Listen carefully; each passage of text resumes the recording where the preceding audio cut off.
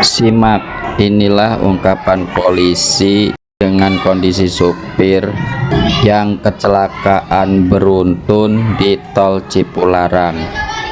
Kecelakaan yang sering terjadi di sini kok apa sih, Pak? Baik, kita mengetahui kondisi geografis atau kontur jalan di Cipularang ini memang ada menanjak dan menurun. Kalau dari Bandung itu situasinya menurun, dan kalau dari Jakarta situasinya menanjak.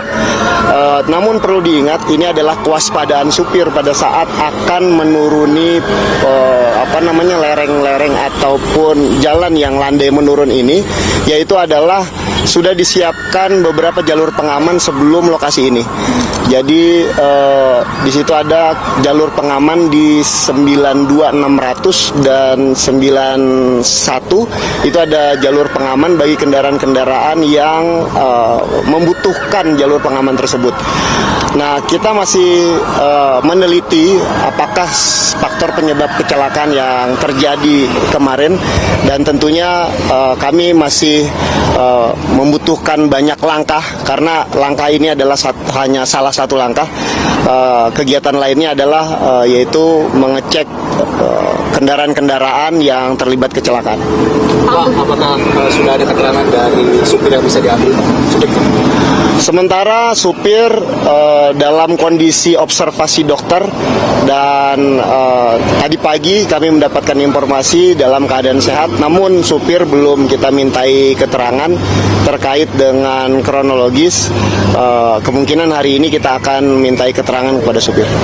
Untuk terkait dengan jalur pengamanan yang katanya sudah disiapkan di beberapa, apakah ini memang sudah tersosialisasi ke semua supir-supir dari kendaraan muatan berat, atau seperti apa sih, Pak? Karena kan maksudnya ini kecelakaannya sampai beruntun gitu ya, Pak, ya, menimbulkan korban gitu, Pak. Baik, untuk kejadian seperti ini memang kasuistis ya, maksudnya di hari biasanya itu sampai hari Lebaran atau hari Nataru itu jarang terjadi kecelakaan. Namun kita akan meneliti lagi apakah sebenarnya penyebab kecelakaannya. Apakah dari faktor kendaraan yang kemudian kendaraan tidak bisa melaksanakan pengereman, atau dari hal-hal lain yang kemudian, atau dari faktor pengemudi yang kemudian lalai ataupun abai dalam mengemudikan kendaraannya. Ini membutuhkan fakta-fakta dan alat bukti yang ada di lapangan untuk menyimpulkannya nanti.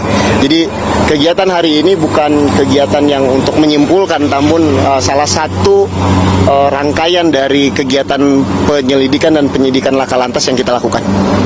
Ini akan berlangsung berapa jam nih, Pak? Kita sementara tadi kita mulai sekitar pukul 8.00 dan kita upayakan 30 menit ke depan kegiatan ini sudah selesai. Dan sekali lagi kami mohon maaf kepada para pengguna jalan karena mengambil waktu dari pengguna jalan yang akan melintas di ruas jalur kilometer 92 ini. Kalau jalurnya sendiri, Pak, dari arah Bandung menuju ke Jakarta gimana, Pak? Kalau kita lihat kan sekarang sepi ya, Pak? Apakah ditutup atau seperti apa? Sementara dalam rangka pelaksanaan olah TKP, kita tadi sudah melakukan himbauan kepada pengguna jalan di semua ruas tol. Kemudian kita juga bekerja sama dengan Jasa Marga untuk memberikan himbauan di media sosial. Kemudian untuk mengurangi volume arus lalu lintas yang akan melintas di kilometer 92 ini, kami mengalihkan sesaat di kilometer 116 Cikamuning, di Get Tol Cikamuning. Nanti kendaraan akan melewati jalur arteri, nanti akan bergabung lagi di Jatiluhur atau Sadang. Demikian. Ini ada pengalihan atau rekayasa lalu lintas di...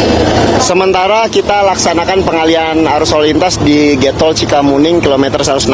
Nanti mereka akan melewati arteri dan masuk lagi di Jatiluhur dan Sadang. Sementara kegiatan ini kita laksanakan, ini tentunya untuk menjaga kenyamanan, keamanan baik pengguna jalan maupun petugas yang sedang melaksanakan tugas pelaksanaan olah TKP. Pak, untuk dari polisi ada himbauan langsung pada para pengguna jalan di sini nggak, Pak? Biar bisa... Baik, yang pertama Situasi cuaca sekarang memasuki bulan November, Desember, cuaca kadang hujan. Kami berharap kepada para pengguna jalan, terutama yang melintas dari kilometer 100 hingga ke kilometer 90, agar mengantisipasi baik yang dari Jakarta menuju ke Bandung maupun Bandung menuju Jakarta. Bukan dalam artian kemudian jalan ini tidak aman, namun antisipasi apabila terjadi hujan lebat ataupun jarak pandang yang kurang, agar masyarakat pengguna jalan lebih mengantisipasi di kilometer 100 sampai di kilometer 90. Kemudian di situasi cuaca hujan ini kami berharap masyarakat pengguna jalan, terutama para pengemudi ataupun para pemilik kendaraan, untuk mengecek kembali situasi ataupun kondisi rem dari kendaraan Anda. Pastikan kendaraan Anda memiliki rem yang bagus, sehingga pada saat melintas di jalan yang licin ataupun menurun, ini rem Anda dalam kondisi bagus. Kemudian yang ketiga, kami menghimbau dengan situasi cuaca sering hujan, terjadi aquaplaning. Aquaplaning itu adalah genangan air di jalan. Ini biasanya kita meremehkan. Pada saat melewati genangan air di jalan, itu kendaraan pada saat melewatinya dengan kondisi kecepatan tertentu, si ban tidak menapak betul di jalan. Jadi si ban itu cenderung nanti akan mengangkat, kemudian ini akan mempengaruhi fungsi setir, sehingga pada saat Anda berjalan di jalan ada genangan air, kurangi kecepatan, tidak malah menambah kecepatan, karena terjadi aquaplaning, nanti Anda akan slide. Itu 3 hal yang kita bisa sampaikan untuk himbauan kepada pengguna jalan.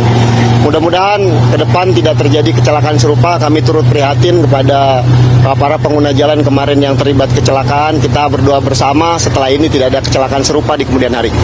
Pak, tadi terakhir Pak, ini kan tadi sudah ada tanda-tanda yang disematkan gitu ya Pak, di jalan maupun di dinding ini Pak. Ini nantinya tanda-tanda ini nih akan diapakan atau akan seperti apa Pak? Baik, untuk tanda-tanda atau penandaan yang sudah kita lakukan di jalan itu berfungsi sebagai rekonstruksi nantinya. Kita akan membuat sebuah gambaran utuh kondisi jalan, permukaan jalan, kemudian bekas-bekas terjadinya kecelakaan. Ini kita akan rekonstruksi secara digital menggunakan analisa traffic accident analysis (TAA), dan tentunya arahnya adalah kita akan mencari faktor utama penyebab kecelakaan yang terjadi di lokasi ini. Pak, setelah ini apakah akan ada penetapan tersangka jika mungkin sudah diketahui penyebab kecelakaan? Apa? Penetapan tersangka. Kita butuh waktu untuk pelaksanaan penyidikan, karena pagi ini masih langkah awal. Kita akan berlari untuk segera memutuskan ataupun menyimpulkan faktor penyebab kecelakaan. Setelah kita mengetahui faktor penyebab kecelakaan, nantinya berproses bertahap, akan ada gelar perkara dan penentuan tersangka.